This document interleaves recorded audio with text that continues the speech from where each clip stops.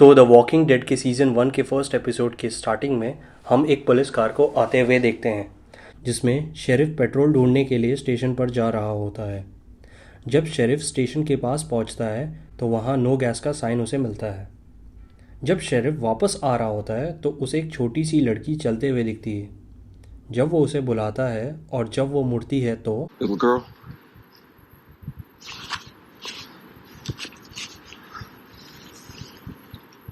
वो उसके तरफ भागती है, जिस पे शेरिफ उसे शूट कर देता है। अब स्टोरी पास्ट में जाती है।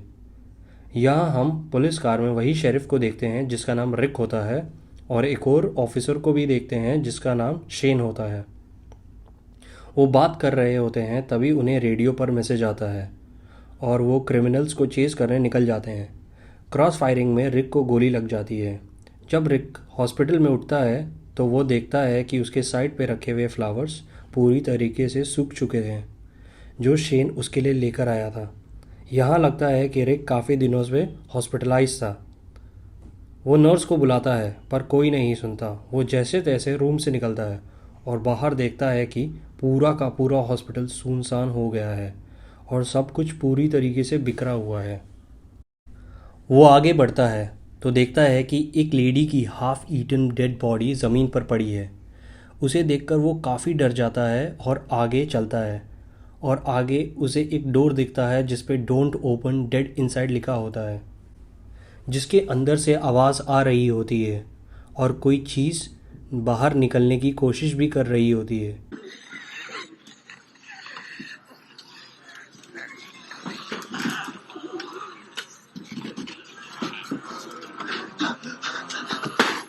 इसे देख रिक डर के इधर उधर भागने लगता है और एग्ज़िट तक पहुंच जाता है और बाहर निकल कर वो ये नज़ारा देखता है।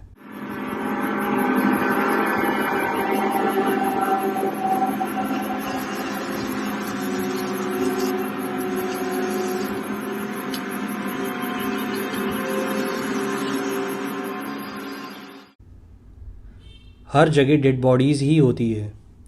रिक अब अपने घर की तरफ निकल जाता है। रास्ते में वो एक हाफ ईटन ज़ॉम्बी को काफ़ी सामने से देखता है और घबरा के घर की तरफ भागता है। घर पहुंचकर वो अपनी बीवी लॉरी और अपने बेटे कार्ल को ढूंढता है पर वहाँ कोई नहीं होता। वो काफ़ी निराश होकर रोने लगता है और घर के बाहर जाकर बैठ जाता है।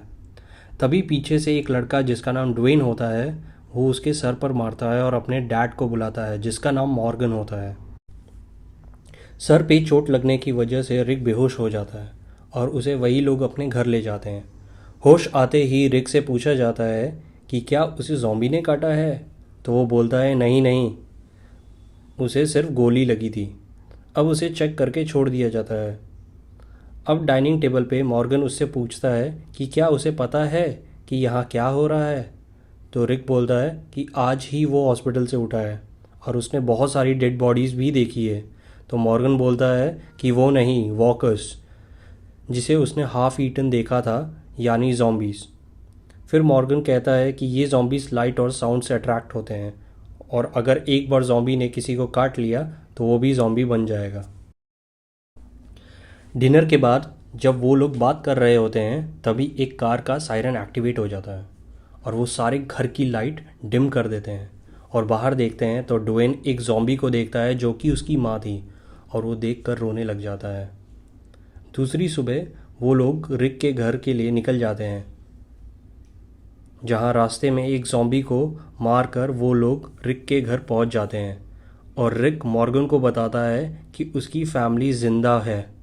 तो मॉर्गन उससे पूछता है कि उसे कैसे पता, तो वो बोलता है कि उसके घर में कपड़े, फैमिली फ़ोटोज़ कुछ भी नहीं है। मॉर्गन बताता है कि ब्रॉडकास्ट पर बताया गया था कि अटलांटा में एक रेफ्यूजी सेंटर है जो मिलिट्री प्रोटेक्टेड है, जहां खाने पीने रहने की सभी फैसिलिटीज़ हैं, और वो बताता है कि वहां CDC यानी सेंटर फॉर डिसीज़ कंट्रोल भी है जो इस एपोकलिप्स को सॉल्व करने की कोशिश कर रही है। अब वो लोग पुलिस हेडक्वार्टर में जाकर मज़े से नहाते हैं, जहां हेडक्वार्टर का खुद का प्रोपेन सिस्टम होता है जिसकी वजह से पानी का कोई शॉर्टेज नहीं होता। इसके बाद रिक हेडक्वार्टर आर्मरी से काफ़ी सारी गन्स लेता है और मॉर्गन को एक स्नाइपर देता है। अटलांटा निकलते समय रिक मॉर्गन को साथ चलने को कहता है पर मॉर्गन मना कर देता है क्योंकि ड्वेन छोटा है और कहता है कि कुछ दिन बाद वो भी आ जाएगा। तो रिक उसे एक वॉकी टॉकी देता है और रोज़ सुबह को उसे मैसेज करेगा कहता है। स्टेशन के बाहर ही रिक अपने एक ऑफिसर को ज़ॉम्बी बना देखता है और उसे वहीं शूट करके एटलांटा की तरफ निकल जाता है। मीनवाइल मॉर्गन अपने घर पहुंचकर इमोशनल होकर अपने घर के विंडो से ज़ॉम्बीज़ को शूट करने लगता है और जब वो अपनी वाइफ को देखता है तो उसे शूट नहीं कर पाता। अब रिक रेडियो पे मैसेज देता है तो उसे एक ग्रुप की मेंबर जिसका नाम एमी होता है वो सुन लेती है, पर वो एक दूसरे से बात नहीं कर पाते। वहाँ हम रिक का वही दोस्त शेन, उसकी वाइफ लॉरी और उसका बेटा कार्ल को देखते हैं और कुछ लोगों को भी देखते हैं। अब कार चलाते चलाते कार की पेट्रोल ख़त्म हो जाती है, जिसको ढूंढने रिक एक घर में जाता है तो वहाँ बाहर से ही घर में लोगों की डेड बॉडीज़ देखता है।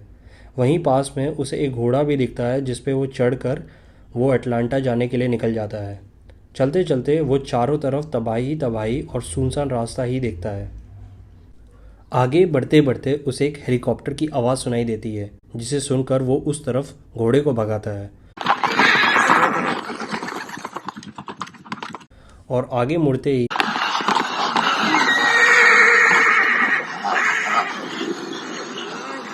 हर जगह हज़ारों के नंबर्स में ज़ॉम्बीज़ सामने दिखते हैं, जिसे देख रिक वापस घोड़े को पीछे भगाता है, पर उसे चारों तरफ से ज़ॉम्बीज़ घेर लेते हैं और वो घोड़े से गिर जाता है और उसकी राइफ़ल बैग उससे दूर गिर जाती है।